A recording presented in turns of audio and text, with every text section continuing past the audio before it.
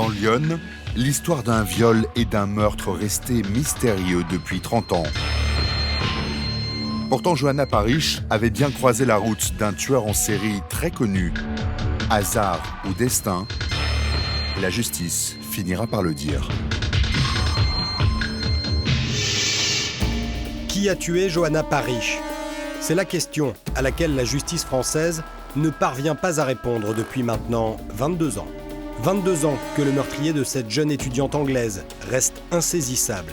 22 ans que cet homme échappe aux enquêteurs, alors même que tout porte à croire qu'il n'en était pas à son premier crime et qu'il en a peut-être même commis d'autres depuis. Lorsque le corps de Johanna Parish est retrouvé dans Lyon le 17 mai 1990, tout porte à croire qu'elle a été victime d'un tueur expérimenté. Elle avait été attachée, il y avait des traces de lien aux poignets et aux chevilles. Mais aussi habile soit-il, comment ce meurtrier a-t-il pu échapper aux enquêteurs pendant tant d'années ? L'hypothèse d'un tueur en série est par principe écartée. On ne pense pas qu'il y en ait en France. Le raisonnement de la police et de la gendarmerie, c'est que c'est des histoires américaines, des histoires comme ça, mais nous n'avons pas nos tueurs en série français. Et voilà qu'en mai 2012, un nouveau suspect apparaît aux yeux de la justice. Un homme que plusieurs éléments mettraient en cause dans l'affaire Parish. Pour les parents de Johanna, c'est peut-être l'aboutissement d'un long combat. Nous ne pensions pas que 22 ans après la mort de Johanna, nous serions encore en train de nous battre. Mais si ça doit prendre une éternité, nous continuerons. 22 ans après, la justice a relancé l'enquête. A-t-on enfin une chance d'identifier l'insaisissable assassin de Johanna Parish ?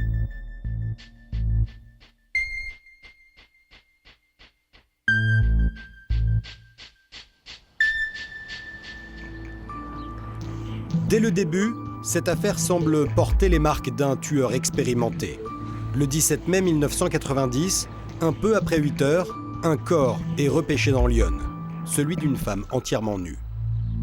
Elle n'avait aucun vêtement, mais elle avait encore sa montre et elle avait une bague et une pendante autour du cou. Les vêtements de la jeune fille ne seront jamais retrouvés. Si le corps est nu, il porte encore des bijoux. C'est ainsi que les gendarmes vont réussir à identifier la jeune femme.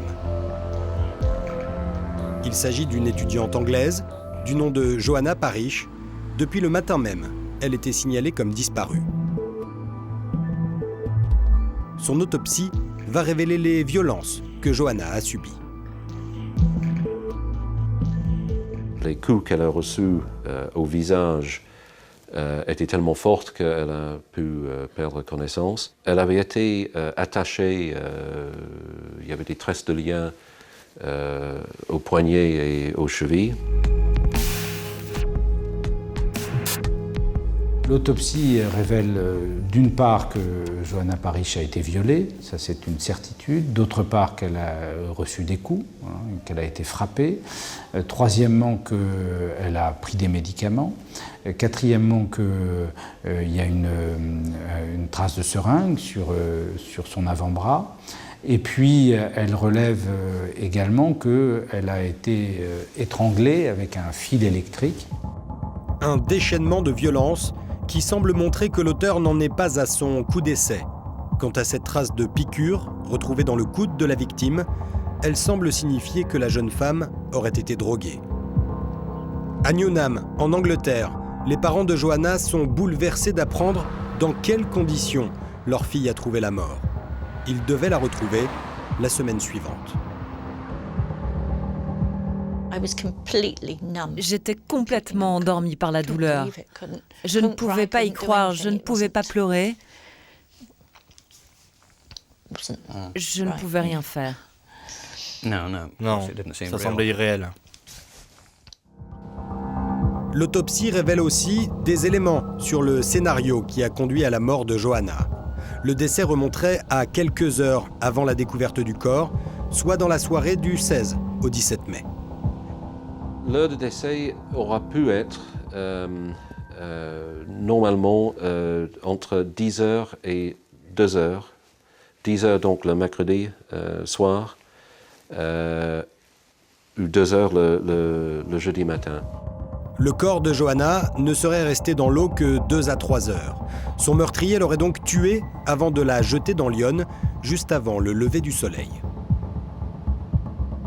Les enquêteurs auraient localisé l'endroit depuis lequel l'homme se serait débarrassé du corps.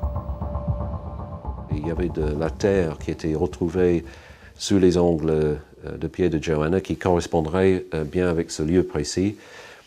Et on peut imaginer que donc le corps a pris un peu de temps pour descendre la fleuve et se trouver là où ce monsieur l'a retrouvé le matin du 17.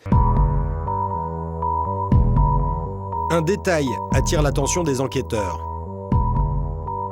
Au lieu d'agir en pleine nuit, le meurtrier a jeté le corps à l'eau au petit matin et dans un lieu exposé. Car les berges de l'Yonne sont habitées, fréquentées. Les enquêteurs vont alors tenter de recueillir des témoignages dans les environs. On va évidemment chercher, parce qu'il y a un camping à proximité, si des personnes du camping peuvent avoir vu quelque chose ou pourraient être mises en cause. Il y a un centre de formation de la gendarmerie, bon, on va s'y intéresser naturellement. Il y a un centre où vivent des handicapés, on va rechercher dans ce centre. Donc c'est une enquête multiforme parce que malgré tout, c'est un meurtre terrible. À part des rumeurs, les enquêteurs ne disposent d'aucune piste solide. Ils n'auront pas plus de résultats du côté de l'entourage de Johanna.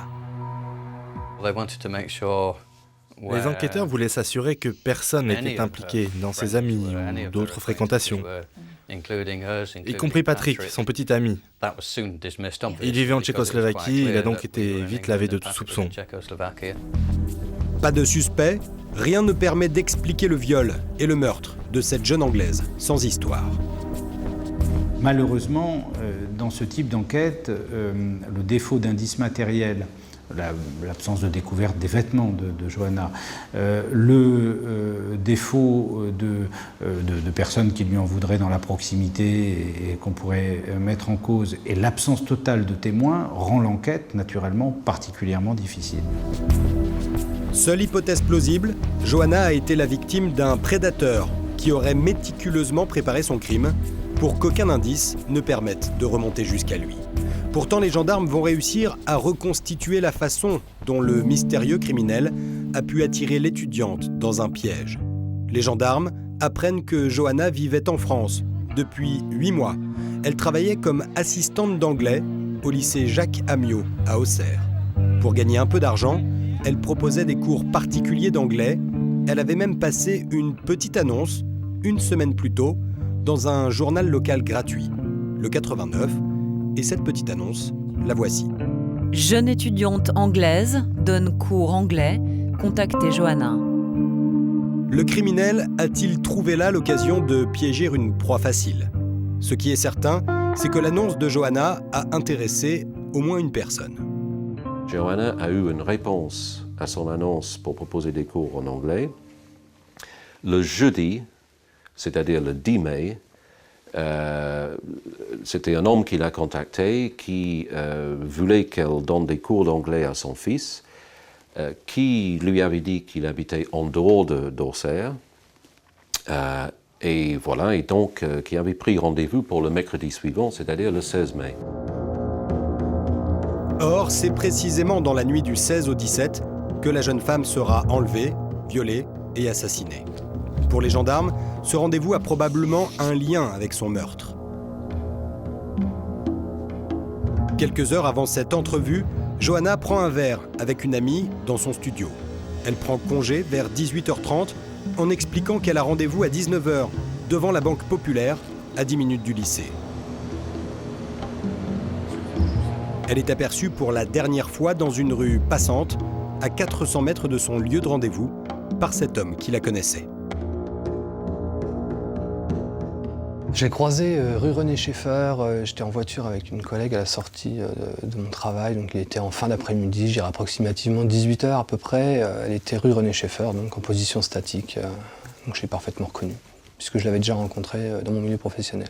Visiblement, elle attendait quelque chose, mais elle était parfaitement calme et voilà. Ce témoin est le dernier à avoir aperçu la jeune Anglaise vivante. Mais à ce moment-là, Johanna était seule. Avec qui avait-elle rendez-vous? Cet homme est-il son assassin? C'est en tout cas la seule piste sérieuse. Malheureusement, il semblerait que la suite de l'enquête ait souffert d'un manque de rigueur, pour le moins surprenant.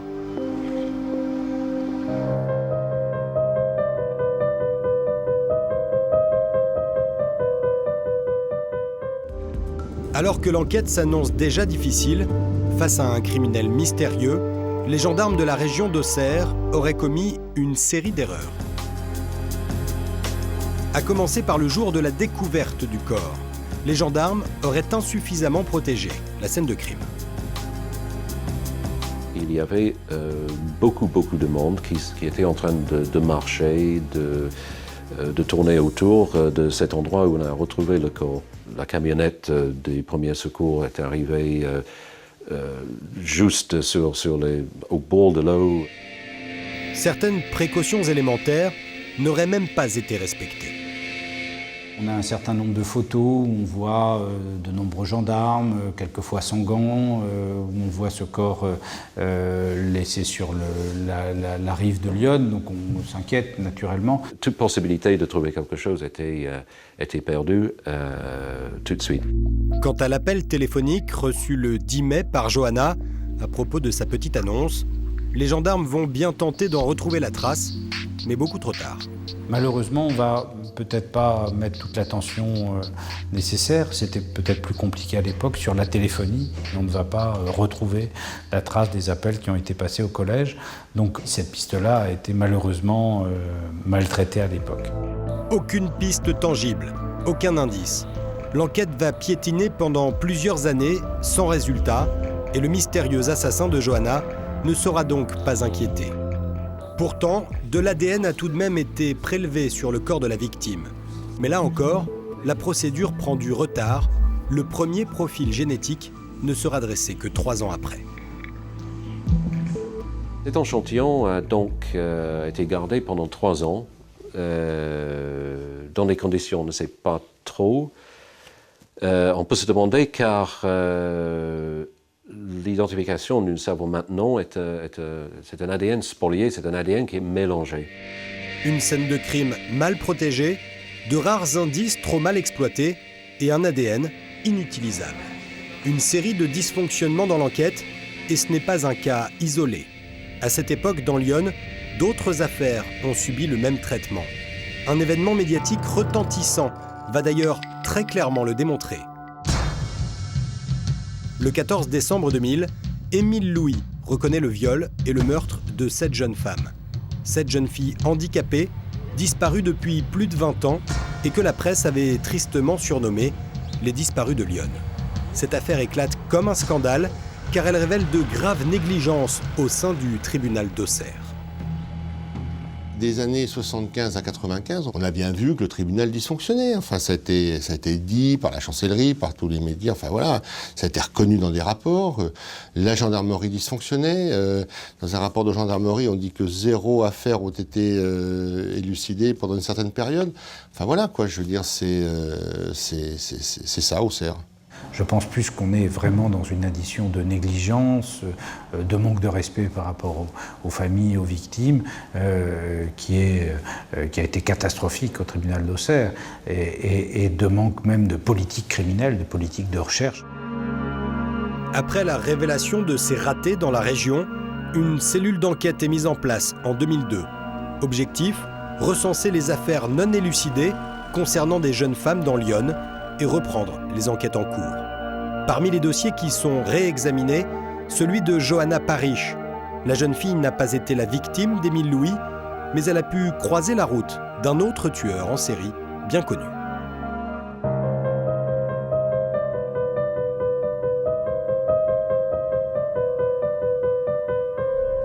C'est en février 2005 que l'affaire va rebondir, grâce aux révélations de Monique Olivier, la compagne de Michel Fourniret. Arrêté en 2003, le couple est soumis à de nombreux interrogatoires. Les enquêteurs français et belges les soupçonnent d'avoir enlevé et tué plusieurs jeunes filles. Monique Olivier va commencer à livrer ses premiers aveux en 2004.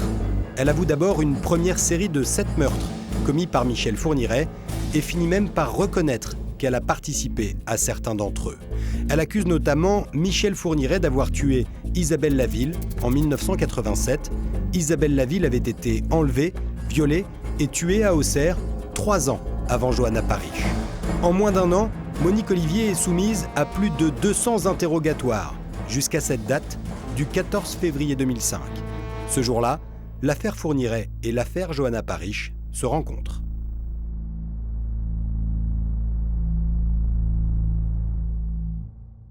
Elle va évoquer que près de la gare d'Auxerre, une jeune fille de 18-19 ans aurait été kidnappée et assassinée par Michel Fourniret. Le scénario d'horreur qu'elle décrit pourrait bien être celui des derniers instants de Johanna.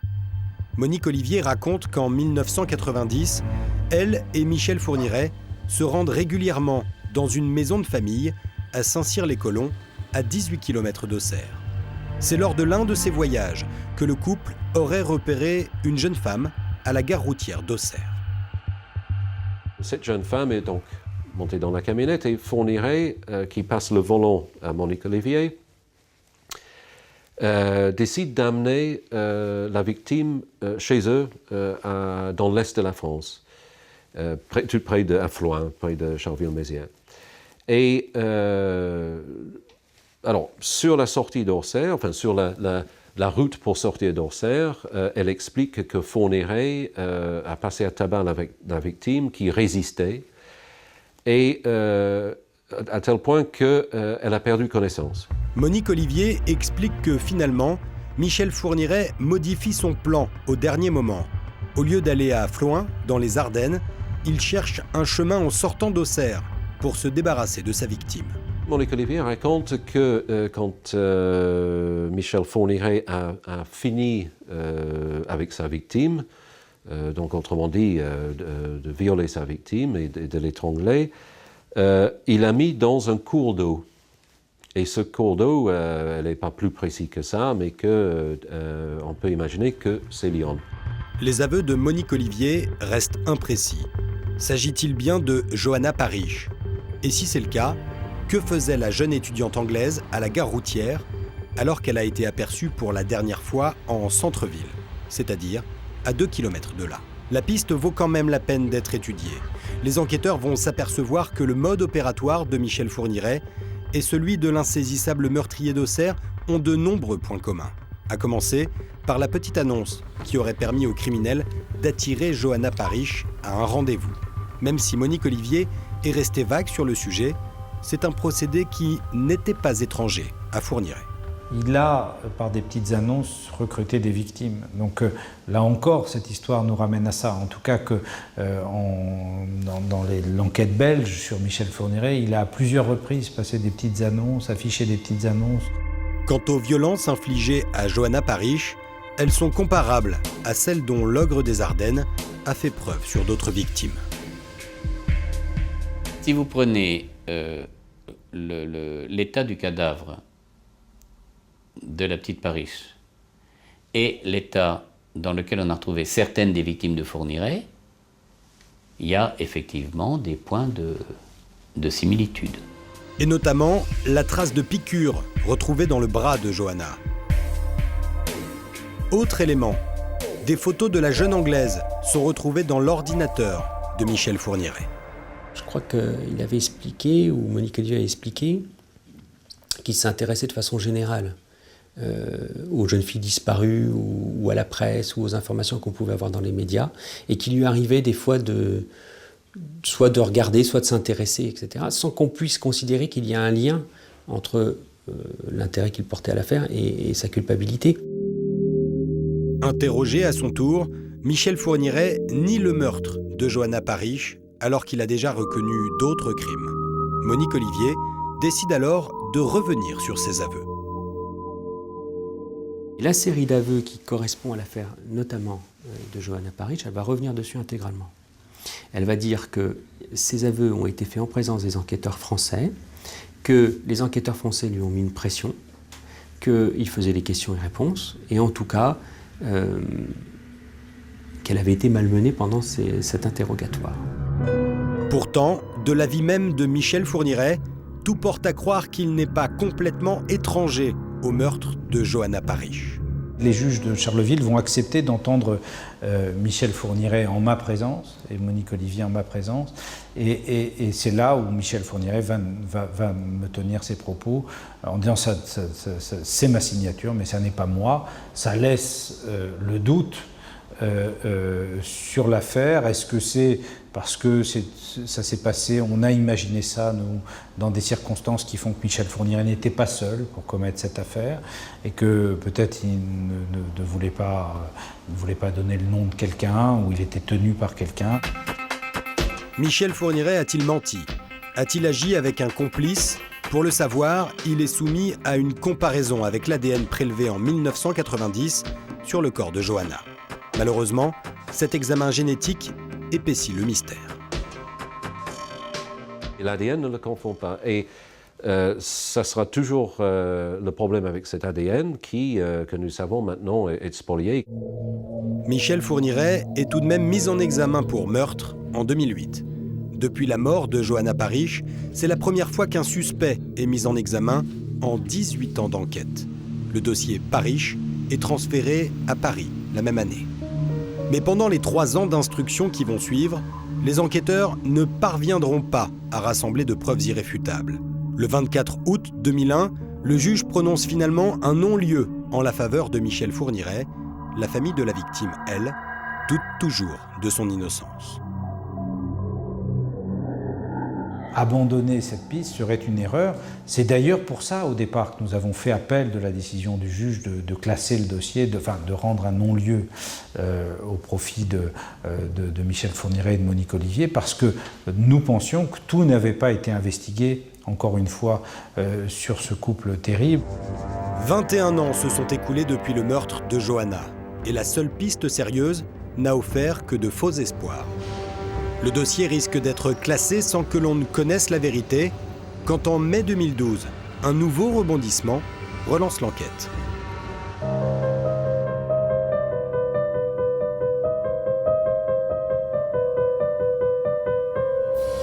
Un événement inattendu surgit 22 ans après le meurtre de Johanna. Le 15 mai 2012, la Cour d'appel de Paris annule le non-lieu prononcé à la faveur de Michel Fourniret. À la surprise de la partie civile, l'enquête est relancée par la découverte d'un nouveau suspect. Donc c'est vraiment un coup de tonnerre. Je m'apprêtais à plaider sur l'idée qu'il faut continuer à enquêter sur Fourniret sur le plan local, et le procureur de la République me dit mais oui, vous avez raison, il faut continuer à enquêter, mais sur une autre piste. Donc on est un petit peu étonné, évidemment, parce qu'on n'en a pas eu l'écho. Le dossier est relancé in extremis. Le non-lieu annulé, Michel Fourniret redevient suspect. Il y a à présent 2 pistes à exploiter dans cette affaire. C'est une piste qui est remontée d'Auxerre, au fond, de quelqu'un qui est condamné pour des affaires criminelles, détenu, donc pas une piste qui vient de nulle part, quelqu'un qui a déjà commis des faits d'une gravité absolue. Le nouveau suspect serait actuellement incarcéré. Il aurait également été condamné à Auxerre pour un viol commis en 1992. Mais aujourd'hui, 2 anciennes compagnes le dénonceraient pour un meurtre, et c'est le nom de Johanna Parish qui ressort. Visiblement, le suspect aurait été trop bavard. Il aurait parlé du fait qu'il aurait tué une jeune femme. C'est tout ce qu'on sait, parce qu'on n'a pas eu accès à la date de ce jour, ce témoignage, mais ces 2 compagnes ces 2 ex-compagnes le mettent en cause, donc en citant le meurtre de Johanna Parish, donc ça n'est pas rien. Et à l'époque du meurtre de Johanna, cet homme était libre et résidait à Auxerre. L'une de ses compagnes se souviendrait l'avoir vu rentrer avec des griffures au visage en 1990, sans en préciser la date. Le nouveau suspect aurait également été vu avec un sac ressemblant à celui que portait Johanna le jour de sa disparition. C'est une piste sérieuse dans la mesure que ça peut coller tout à fait avec les événements. Mais c'est très très difficile quand vous avez une piste, pour l'instant basée sur les dénonciations, de savoir sa valeur. Des investigations sont toujours en cours. Une nouvelle juge d'instruction a repris le dossier Parish cet été. La famille espère des avancées rapides. Les parents de Johanna ont perdu leur fille, mais pas l'espoir de retrouver son meurtrier. Nous ne pensions pas que 22 ans après la mort de Johanna, nous serions encore en train de nous battre. Mais si ça doit prendre une éternité, nous continuerons. Même s'ils essayent de classer cette affaire un jour, nous ne laisserons jamais tomber. Nous voulons savoir qui a tué Joe. Si notre fille avait été à notre place, elle aurait continué à lutter, et c'est ce que nous devons faire, même si vraiment c'est très dur. Le suspect d'Auxerre est-il l'insaisissable meurtrier que les enquêteurs français recherchent en vain depuis 22 ans? Si le tueur de Johanna finit par être démasqué, la justice pourra peut-être enfin faire la lumière non seulement sur ce qui est arrivé à la jeune Anglaise, mais aussi sur d'autres crimes qui demeurent encore aujourd'hui non élucidés dans Lyon.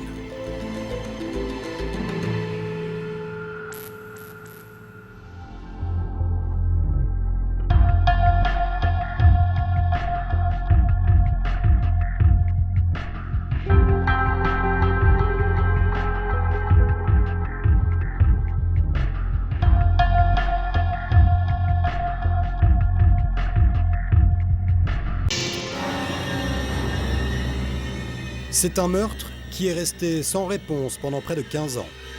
Celui d'Angélique, une jeune fille de 18 ans. Des années d'enquête, des centaines de prélèvements ADN, pour rien. C'est très douloureux de ne pas savoir. Pendant des mois, des années, on espère tous les jours. Tous les jours. Pourtant, pendant 15 ans, l'assassin a vécu tout près de la famille de sa victime, à quelques centaines de mètres seulement, sans que personne ne puisse le soupçonner. Mais ce qui est dingue, c'est qu'il habitait à côté, quoi. C'est fou, c'est fou. Comment cet homme a-t-il fini par être retrouvé 15 ans plus tard? C'est un invraisemblable concours de circonstances qui va permettre aux enquêteurs de trouver l'assassin d'Angélique.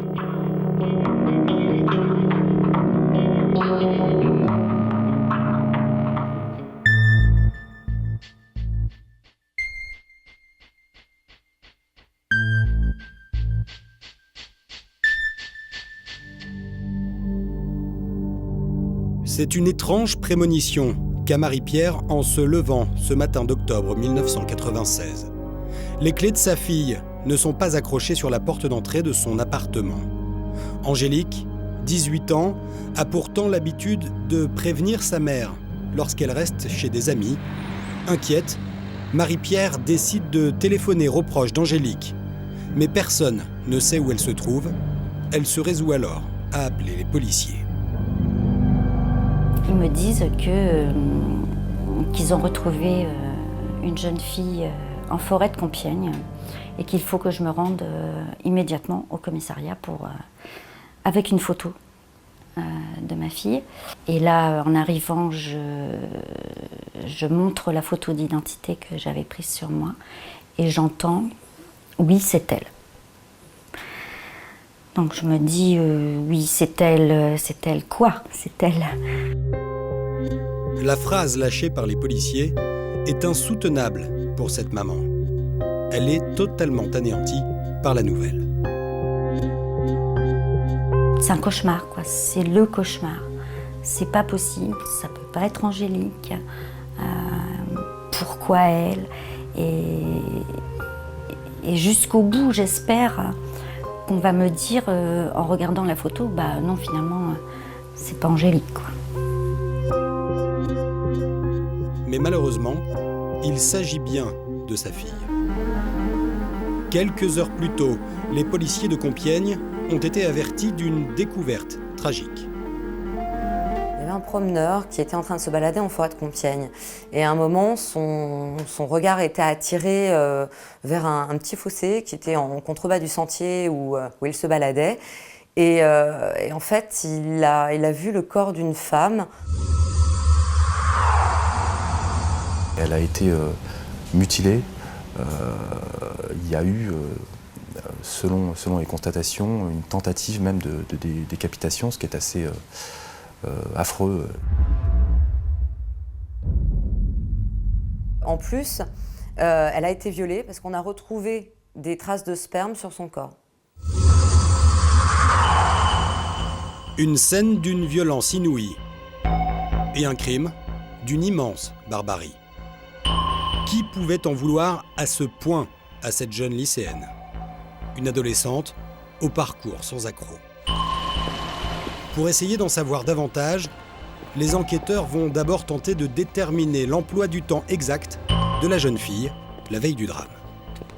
Le soir du samedi 12 octobre, nous étions tous ensemble avec Angélique, avec tous les amis, parce que, en fait, on fêtait l'anniversaire de sa meilleure amie, et du mien en même temps, parce qu'on était tous les deux du 12 octobre. Ils dînent, ils font la fête, ça picole un peu, bon forcément c'est normal, ils ont 18-19 ans. Hein. Et puis après ils décident de poursuivre la soirée en boîte de nuit. À cette époque-là, la boîte de nuit, c'est le City Hall, c'est la boîte de nuit à la mode. Une discothèque dans laquelle ils vont faire la fête pendant des heures. Quand la soirée touche à sa fin, les amis d'Angélique décident de quitter la boîte de nuit. Bon, mais il se trouve qu'Angélique ne part pas avec la majorité du groupe. Elle reste dans la discothèque. Et c'est à ce moment-là, en fait, qu'on perd sa trace. On ne sait absolument pas ensuite ce qui s'est passé, sauf qu'elle serait sortie vers 4 h du matin et qu'ensuite, elle n'est pas rentrée chez elle. Ça, c'est une certitude. Après 4 h du matin, Angélique se volatilise. Selon les clients de la discothèque présents ce soir-là, la jeune fille aurait quitté la boîte de nuit seule. Pour élucider cette zone d'ombre, les enquêteurs enchaînent les auditions de témoins. Pendant des semaines, ils convoquent des dizaines de personnes. Tous les amis, les proches et les clients de la discothèque sont entendus. Il y a des centaines d'auditions et des centaines de prélèvements ADN. On lance un appel à témoins pour essayer vraiment de reconstituer son emploi du temps heure par heure pour exactement comprendre ce qui a pu se passer. Et toutes les pistes sont envisagées. Un rôdeur, un client de la boîte de nuit, voire même un intime. On peut penser aussi que c'est un proche, après tout. Angélique, elle est jolie, elle est jeune. Est-ce que quelqu'un n'a pas une pulsion, ne s'est pas laissé aller? La thèse du crime motivé par l'appât du gain est également examinée, avant d'être rapidement écartée. On s'aperçoit qu'elle a sur elle encore l'argent qu'elle avait pour entrer dans cette boîte de nuit. Donc on imagine que le mobile était tout autre et qu'on est vraiment sur un acte qui est motivé par un acte sexuel. Les enquêteurs supposent qu'elle aurait été emmenée en voiture dans la forêt de Compiègne. La seule chose dont ils sont sûrs, c'est que le corps d'Angélique a été retrouvé là-bas, à une dizaine de kilomètres de la boîte de nuit. Or, elle n'avait pas de véhicule, mais les enquêteurs n'en savent pas plus. On se disait, mais ça n'avance pas. Est-ce que véritablement, un jour ou l'autre, on va connaître la personne qui nous a enlevé notre ami, quoi? Une enquête qui piétine, un assassin introuvable. Les mois et les années passent, et un sentiment de frustration grandit chez les proches d'Angélique. Pendant des mois, des années, tous les matins, quand je me réveille, je me dis, le téléphone va sonner et ça y est, on va me dire, c'est bon, on l'a. Tous les matins.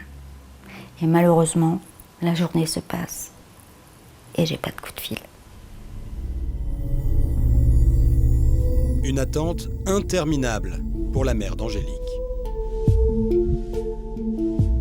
Tout son entourage se mobilise alors pour que le dossier ne se referme pas, pour que l'on n'oublie pas sa fille. Les proches de la famille créent même une association. Angélique, un ange est passé. Régulièrement, il y a des marches, des lâchers de ballons en mémoire d'Angélique. La municipalité aussi s'implique. On baptise quelques années plus tard un rond-point tout près de chez elle, le rond-point Angélique. Angélique, malheureusement, fait partie de l'histoire de Compiègne. C'est vraiment une affaire qui bouleverse tout le monde et tout le monde a envie de savoir ce qui lui est arrivé en fait. Malgré cette mobilisation et malgré les recherches des policiers, l'enquête piétine. Mais la maman d'Angélique tient bon, ne lâche rien. Marie-Pierre veut savoir ce qui est arrivé à son enfant, sa petite fille. Je me suis dit qu'Angélique méritait pas que je la laisse tomber déjà. Et puis même pour moi, il fallait que je sache qu'on aille jusqu'au bout, vraiment. Pendant 5 longues années pourtant, rien de concret. Jusqu'à ce mois d'octobre 2001, l'enquête va être complètement relancée par un témoignage inattendu.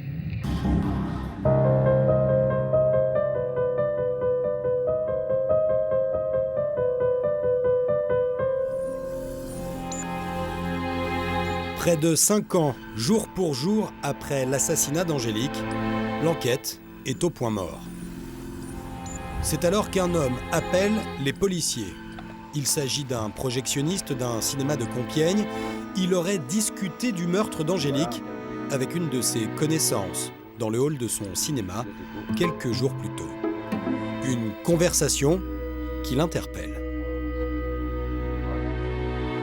La police reçoit le coup de téléphone d'un homme qui dit « Moi, je connais quelqu'un qui a vu ce qui s'est passé ». Et donc là, tout de suite, forcément, les enquêteurs le font venir, l'auditionnent, et un nom apparaît, c'est le nom de Fernando Gomes Ferreira. Immédiatement, la police arrête Fernando Gomes Ferreira. Un marginal qu'ils placent en garde à vue. Au cours de son interrogatoire, il dévoile des éléments troublants de vérité. Il va être le premier à nous décrire de façon très précise le moment où Angélique est sortie de la boîte de nuit, la direction qu'elle a prise en sortant de cette boîte de nuit et la façon dont elle a ensuite été, à ce moment-là en tout cas, violentée et ensuite mise dans le coffre d'une voiture et emmenée en forêt de Compiègne. Ce soir-là, Fernando Gomes Ferreira aurait traîné près de la boîte de nuit avec un ami. Il déclare aux policiers avoir assisté au meurtre d'Angélique, mais n'avoir été que spectateur. Fernando Gomes ne va jamais se désigner comme étant l'auteur du crime. En revanche, il va indiquer que ce soir-là, il n'était pas seul. Et lorsque l'on va lui demander avec qui il était, il va désigner un homme qu'il prénomme, lui, Raphaël. C'est un homme qui est portugais, une connaissance de Gomes Ferreira, mais il est reparti au Portugal. Donc pour pouvoir l'interroger, les forces de l'ordre, à ce moment-là, font le voyage jusqu'au Portugal. Une enquête est donc menée sur le territoire portugais pour mettre la main sur ce fameux Raphaël. En attendant de trouver ce suspect, Fernando Gomes Ferreira continue d'être interrogé. Et tout au long de ces auditions, les enquêteurs découvrent un homme à la personnalité perturbée. C'est un marginal, c'est quelqu'un qui zone un petit peu à Compiègne, qui vit de petits boulots et ajouté à cela, qui est intellectuellement déficient. Donc c'est quelqu'un qui est simple d'esprit. Handicapé mental, Gomes Ferreira livre des récits parfois différents, souvent troublants. Et quand les enquêteurs organisent une reconstitution à Compiègne pour vérifier l'exactitude des propos de Gomes, ces déclarations sont, selon son avocat, complètement délirante. Il va indiquer d'abord que l'enlèvement a eu lieu à 3h30 de l'après-midi, ce qui est évidemment quelque chose qui est manifestement faux. Et il va expliquer qu'avec une voiture qui a été volée pendant la nuit, une R5 rouge, volée à un endroit qu'il indique, on est venu se stationner devant la boîte de nuit, qui tout le monde savait qu'à 4h de l'après-midi, elle était évidemment fermée, mais ça n'intéresse personne, et que là, la jeune femme sort, que le dénommé Raphaël s'en empare, la matraque, la colle dans le coffre de la R5, au vu et au su de tout le monde, puisque c'est un des endroits les plus fréquentés de la ville de Compiègne, en plus dans l'après-midi, et qu'on va s'en aller en périphérie de Compiègne pour aller la violer et l'assassiner. Alors j'ai dit, écoutez, c'est ubuesque. Mais cet avis, la partie civile ne le partage pas. Bien au contraire. Elle est persuadée de l'implication de Gómez Ferreira dans ce crime. La manière dont il s'est exprimé à ce moment-là, la façon dont il a expliqué le déroulement des faits, on voyait véritablement qu'il était en train de revivre une scène et qu'il était en train de raconter quelque chose qu'il avait vécu. On voyait le choc aussi de ce qu'il avait pu voir. Tout ce qu'il décrivait était totalement crédible. Des déclarations suffisamment troublantes, selon les policiers, pour justifier la mise en examen de Fernando Gómez Ferreira pour complicité de meurtre. Il est placé en détention provisoire en novembre 2001. Durant sa détention, il est soumis à un prélèvement ADN qui s'avère négatif. Ce n'est donc pas lui l'auteur du crime. Mais selon Gómez Ferreira, celui qui aurait assassiné Angélique, c'est Raphaël. Quelques mois plus tard, les policiers parviennent à interpeller ce fameux Raphaël au Portugal. C'est pas quelqu'un qui a une adresse fixe, qui a un travail fixe, qu'on peut retrouver comme ça. Donc il faut pas mal investiguer pour pouvoir le retrouver. Au final, on lui fait un prélèvement ADN et encore une fois, ça colle pas, quoi. C'est pas lui. Donc la piste de Raphaël est abandonnée. Raphaël est donc rapidement relâché. Mais il n'est pas le seul. Gómez Ferreira est lui aussi libéré en avril 2003, faute de preuves. Il reste cependant placé sous contrôle judiciaire. Un nouveau tournant dans cette enquête qui a commencé il y a 7 ans déjà. C'est évidemment un coup d'arrêt à l'enquête, un coup d'arrêt à l'espoir de savoir si cette enquête aboutira. C'est un coup dur pour la maman d'Angélique, mais Marie-Pierre et son association n'abandonnent pas pour autant leur combat. Et contre toute attente, c'est un autre drame qui va permettre de retrouver l'assassin d'Angélique.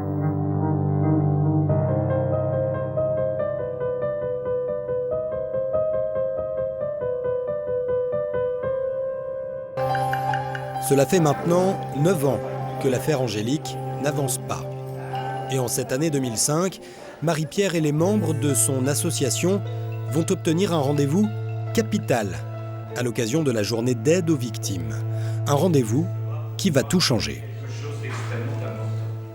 En 2005, la maman d'Angélique se déplace au ministère de l'Intérieur, où c'est Nicolas Sarkozy qui est le ministre. Malheureusement, le dossier n'avance pas. Je pense qu'au niveau de la police judiciaire de Creil, le dossier d'Angélique doit être à côté de la machine à café. Peut-être que quelqu'un prend le temps de temps en temps de tourner une page.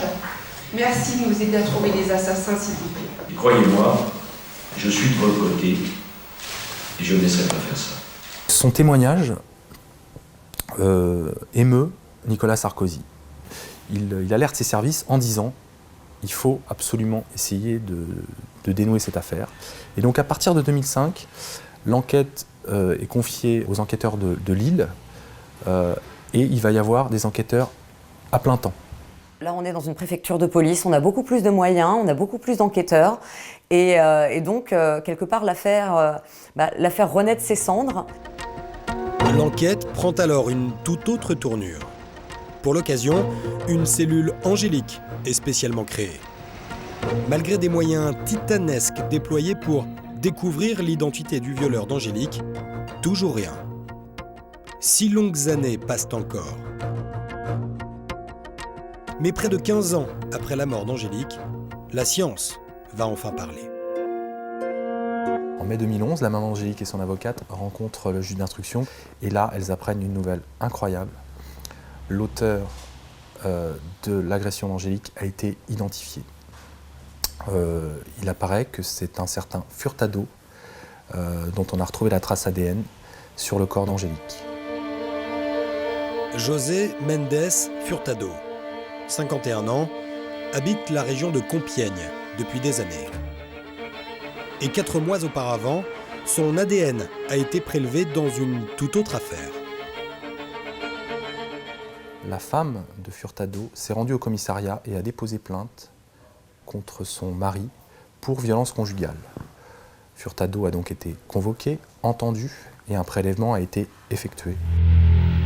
Et ce prélèvement correspond enfin à l'assassin que les policiers recherchent depuis si longtemps. Voilà pour la très bonne nouvelle, enfin un nom dans ce dossier. Par contre, il y a une mauvaise nouvelle qui ne va pas tarder à arriver. Car José Mendes Furtado sait qu'il risque gros après la plainte de sa femme. Avec son ADN, les policiers disposent désormais d'une piste tangible pour le retrouver. Alors, le 8 mars 2011 au matin, Mendes Furtado décide d'aller chercher sa femme bien plus tôt que prévu, à la sortie de son travail. Il la kidnappe, il la force à rentrer dans son véhicule. Suite à ça, il parcourt quelques kilomètres, la poignarde, la laisse dans un buisson et la brûle.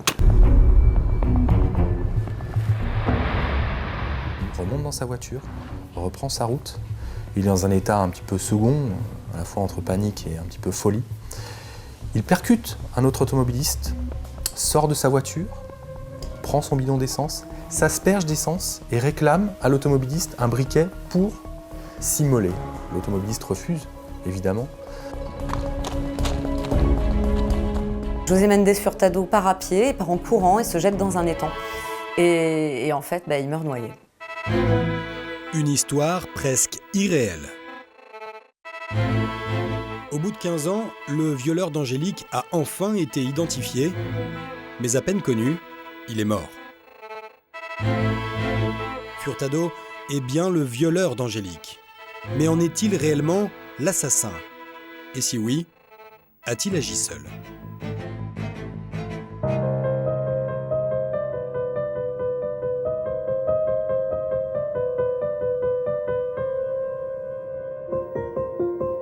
Désormais, l'identité du violeur d'Angélique est connue, car l'ADN de Furtado correspond aux traces de sperme retrouvées sur le corps de la victime.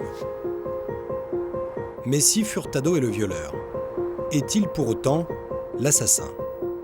Il y a eu des expertises de fait sur les photos de l'autopsie d'Angélique et également sur le corps d'Alice Furtado, la femme de José Mendes Furtado.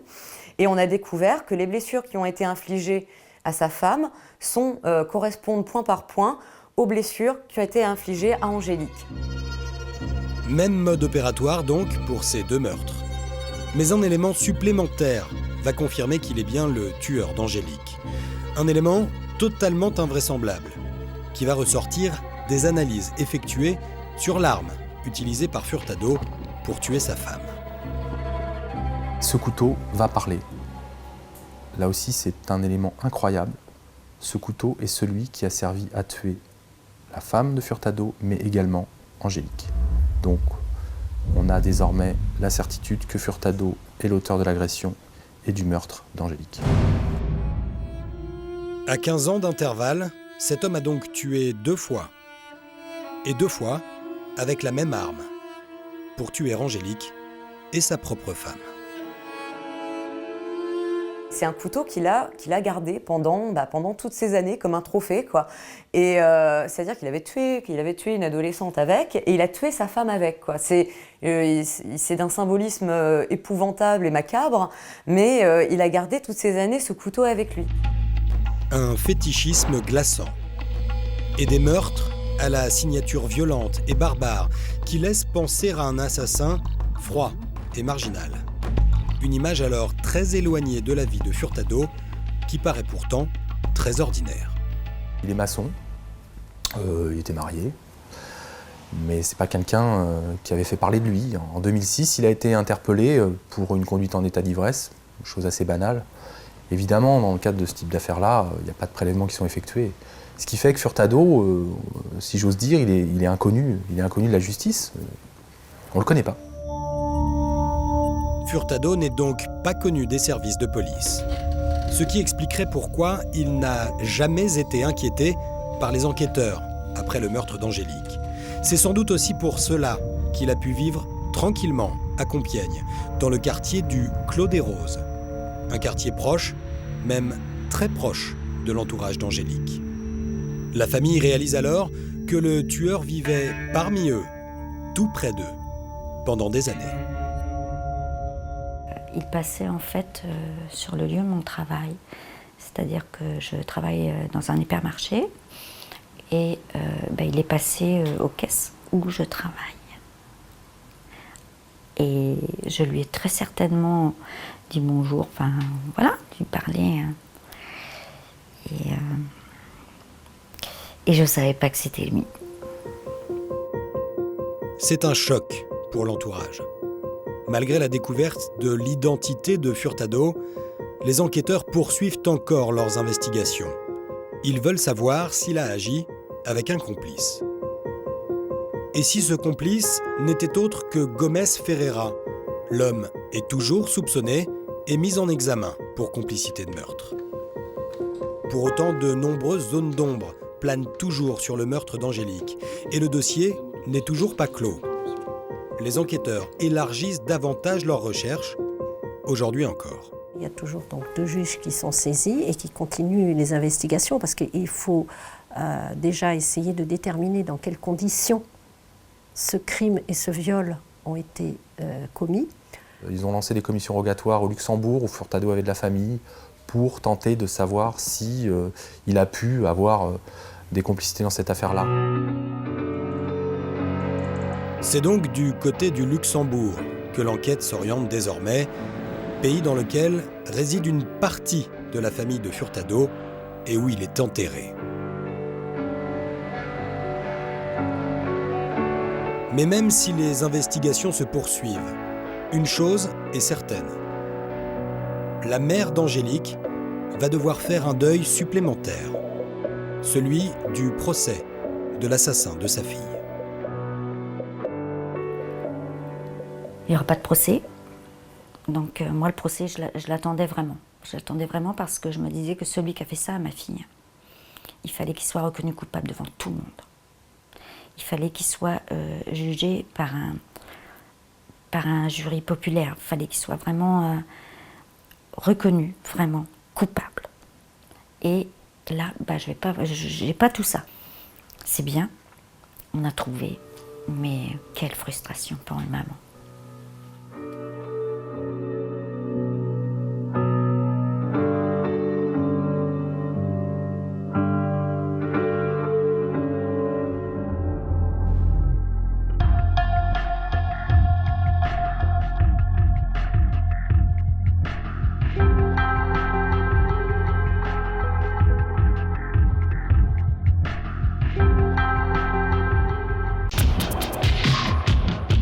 Quand son riche mari, septuagénaire, meurt d'un accident violent,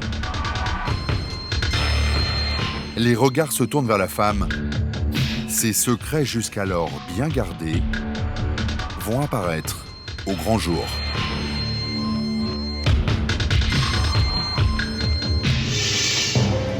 C'est une mort banale en apparence, celle d'un homme tué dans un accident de voiture sur la route des vacances. Et une veuve désespérée qui pleure son mari. Mais dans cette affaire, quelque chose ne colle pas. C'est un endroit qui est particulièrement plat, la visite est particulièrement bonne, la route est particulièrement rectiligne, et donc il est évident qu'un accident à cet endroit-là est déjà quelque chose de curieux. En enquêtant, les policiers vont alors découvrir une veuve bien étrange, une femme au passé trouble et aux multiples facettes. Une ancienne policière licenciée dans des circonstances plutôt inhabituelles.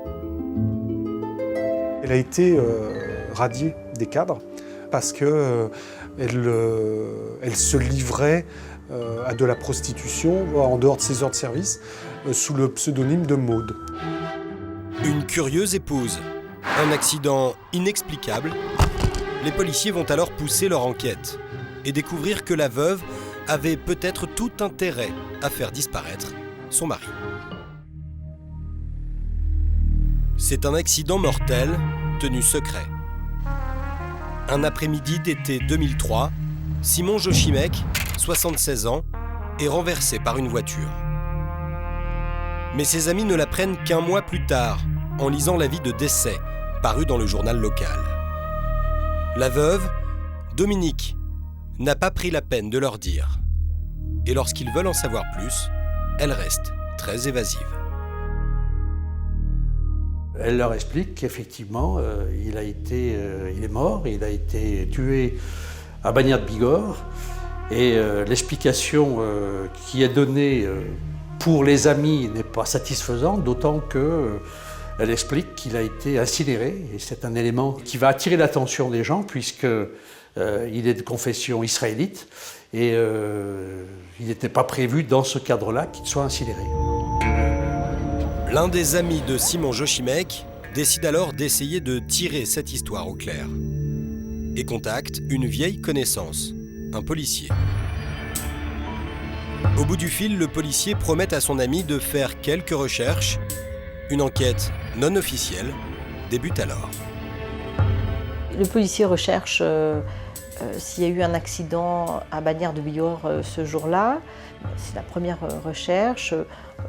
Contacte les pompes funèbres aux alentours, contacte les services de police aux alentours et se rend compte qu'il n'y a pas eu d'accident ce jour-là à Bagnères de Bigorre. Étonnant. Mais où est donc mort Simon Jochimec? Le policier poursuit ses recherches. On va aussi se rapprocher de la banque de M. Jochimec. Et là, on s'apercevra qu'il y a 3 documents qui sont des documents rédigés en langue espagnole. C'est donc en Espagne que Simon Jochimec aurait été renversé. Sur une route nationale à Tordesillas, à 200 km de Madrid. La veuve a donc menti sur le lieu de l'accident. Un premier mensonge qui aiguise la curiosité de l'enquêteur, à tel point qu'il décide de contacter les policiers espagnols.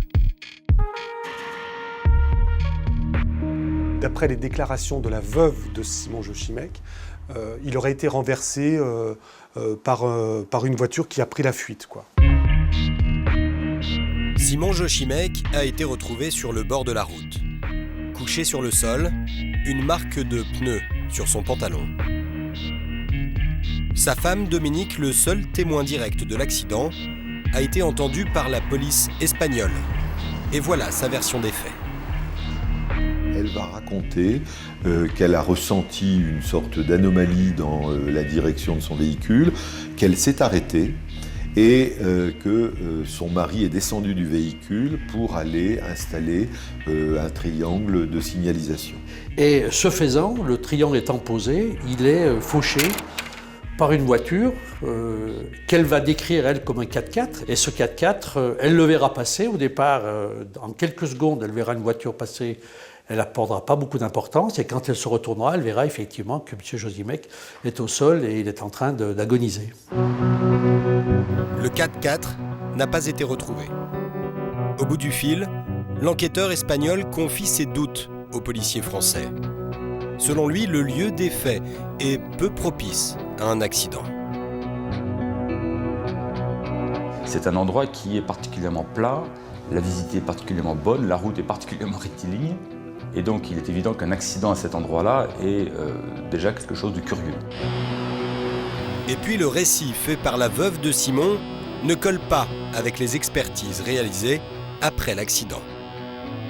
Il y a des doutes qui se font jour sur la raison de cet arrêt, puisque le véhicule a ensuite été examiné notamment par les enquêteurs de la Guardia Civile et il n'a jamais été démontré qu'il y ait eu le moindre incident technique. Pour autant, l'autopsie confirme le choc. Avec un véhicule, l'affaire est classée. Mais le policier français, lui, n'a pas l'intention de laisser tomber. Car dans cette affaire, tout lui semble douteux. Le policier français transmet alors les informations à la brigade criminelle de Lyon. Une enquête officielle est ouverte pour assassinat.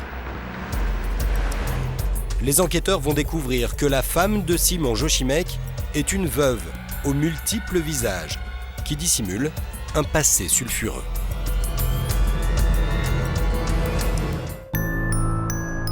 Dominique Louis se révèle être une femme aux nombreux secrets. Son parcours professionnel notamment surprend et étonne les policiers. Ils découvrent d'abord que Dominique Louis est elle-même une ex-gardien de la paix. Elle a exercé pendant plus de 10 ans, avant d'être poussée vers la sortie, car elle avait une autre activité insoupçonnable. Elle a été radiée des cadres parce qu'elle se livrait à de la prostitution en dehors de ses heures de service sous le pseudonyme de Maude. C'est son nom de scène, quoi. C'est son nom officieux de son activité, donc 2 prénoms pour 2 vies différentes. Une double vie, voilà de quoi susciter un peu plus l'intérêt des enquêteurs. Après son départ de la police, Dominique Louis n'a plus qu'une activité, la prostitution. Elle reçoit ses clients dans un petit studio à Lyon, accompagne ses hommes, pour la plupart âgés et aisés, dans des sorties en ville ou lors de voyages. Jusqu'au jour où elle fait la rencontre de Simon Jochimec. Elle l'a rencontré parce que Simon Jochimec faisait partie d'un cercle d'amis. Ils avaient pour habitude de se réunir pour jouer aux cartes. Et elle était la petite amie d'un des copains de Jochimec qu'elle a laissé tomber pour aller avec Simon Jochimec. Simon est un homme riche et entre Dominique et lui, tout va très vite. Quelques mois seulement après leur rencontre, ils s'installent ensemble. Et après quelques semaines de vie commune, Simon épouse Dominique dans la plus stricte intimité et surtout dans le plus grand secret. Le mariage s'est fait là aussi en catimini, dans la grande discrétion. Dominique a recruté des témoins de manière presque improvisée, d'une part une voisine, d'autre part un monsieur qui tient le kiosque à journaux de son quartier. Les amis de Simon n'apprennent son mariage que plusieurs semaines plus tard. Ils sont stupéfaits. Simon ne leur avait jamais parlé de sa relation avec Dominique. Certains vont l'engueuler, vont lui dire « mais qu'est-ce que tu fais, ça va pas bien, elle est beaucoup plus jeune que toi ». Donc ils sont un peu en colère contre lui et certains vont le mettre en garde en lui disant « mais elle pense à ton argent, c'est pas à toi qu'elle en veut, c'est plutôt à ton argent ». Mais Simon, lui, est comblé par la jeune et belle Dominique, qui laisse tomber ses autres clients et profite des largesses de son nouveau compagnon. C'est une vie assez luxueuse. On a des traces, si vous voulez, de leurs occupations. Ils jouaient au golf, ils descendaient dans des grands hôtels, ils voyageaient. Le couple s'offre une vie de plaisir. Simon a les moyens, il vient d'hériter de la fortune de sa mère, près de 6 millions d'euros, qui lui ont notamment permis d'acheter, comptant, un appartement de plus de 100 mètres carrés, dans lequel le couple s'est installé. De l'argent, une compagne de 30 ans, sa cadette. En quelques mois, la vie de Simon Jochimec a complètement basculé. Simon Jochimec n'a commencé à vivre que lorsque sa mère est décédée. Auparavant, c'est ce qu'on peut qualifier de vieux garçon, qui dépend totalement financièrement de sa mère. Et quand sa mère est décédée, il n'a plus vécu de façon chiche comme il avait vécu par le passé. Et je pense qu'il a franchi le pas en disant « il faut que je vive ma vie ». Une nouvelle vie qui s'interrompt donc tragiquement, 10 mois seulement après son mariage. Pour les policiers, cet accident a tout l'air d'un meurtre orchestré à l'avance, avec pour mobile l'argent. Avec la mort de Simon, Dominique héritait de toute sa fortune. La veuve est placée sur écoute, des écoutes qui vont faire basculer l'enquête, car Dominique est loin d'avoir livré tous ses secrets.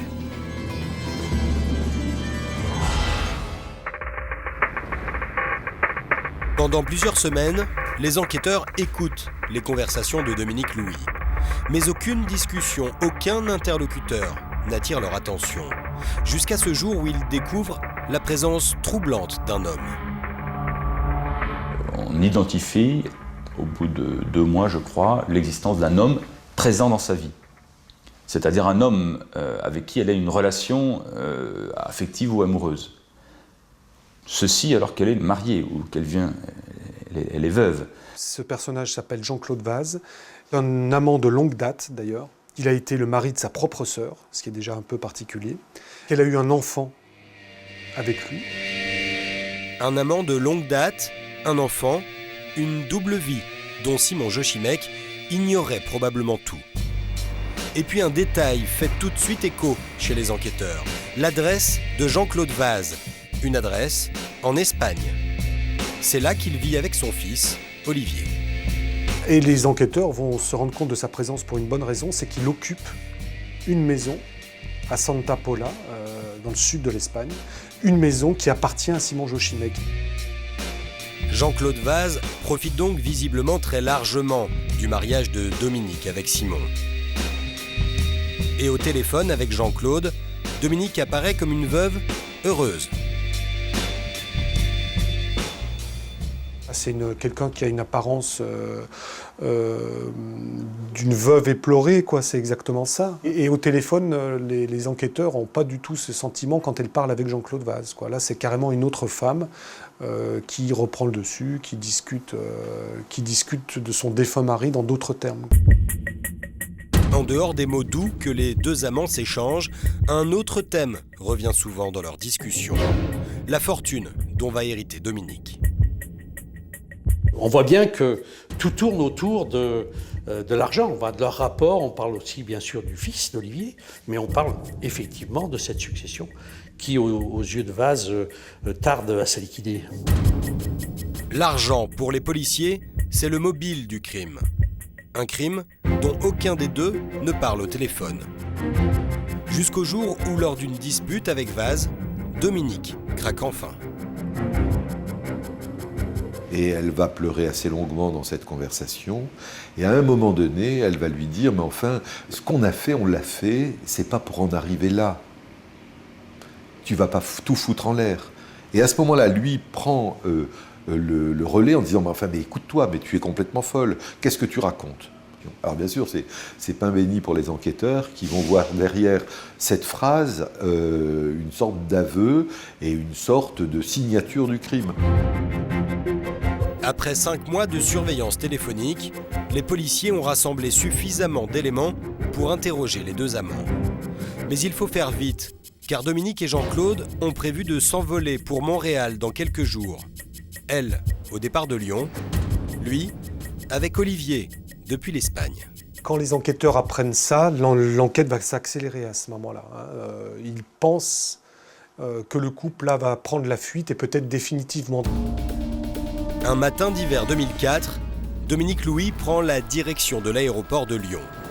Les policiers sont à ses trousses. Elle va être interpellée alors qu'elle pose sa valise sur le tapis roulant du bureau d'embarquement pour partir au Canada.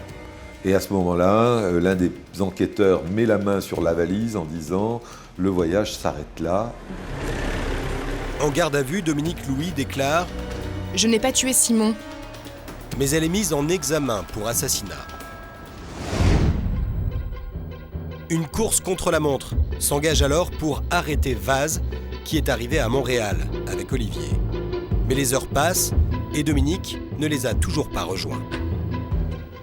Mon père a fait appeler mon frère en France pour qu'il appelle tous les hôpitaux, les morgues, tout ça, voir s'il n'y avait pas un accident ou s'il n'y avait pas, parce que bon, on ne pouvait pas contacter ma mère. Fou d'inquiétude, Vaz rentre en Espagne avec Olivier. À leur descente de l'avion, Jean-Claude Vaz et son fils sont arrêtés. Jean-Claude Vaz est incarcéré, puis extradé vers la France 2 mois plus tard, où il est mis en examen pour assassinat. Comme Dominique Louis, Jean-Claude Vaz n'est pas bavard. Sous les verrous, dans 2 prisons différentes, ils adoptent la même ligne de conduite. Ils nient toute implication dans le meurtre. Elle dit « c'est un accident, je ne peux pas vous en dire plus ». Et lui, il dit « je n'y étais pas et ce n'est pas moi l'auteur du crime ». Mais au gré des avancées de l'enquête, la découverte de preuves matérielles supplémentaires va mettre fin à l'entente entre les amants.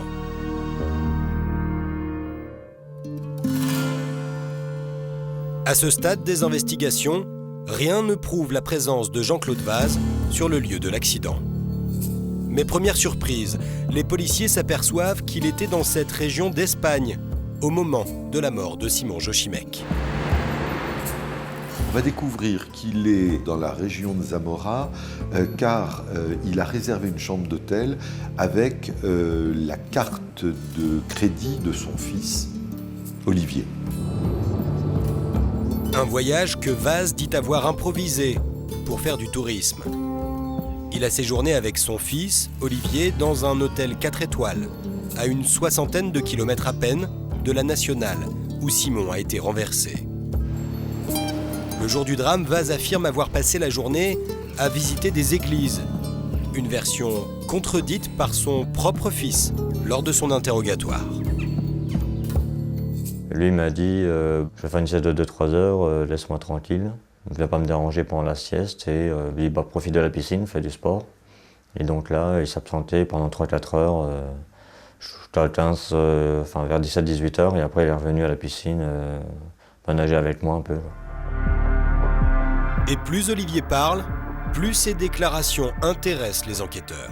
Olivier indique au service de police que la veille de l'accident, ils sont allés faire un périple aux alentours et notamment indique au service de police les routes qu'ils ont fréquentées et sur lesquelles figure cette fameuse nationale où Jochimec a trouvé la mort.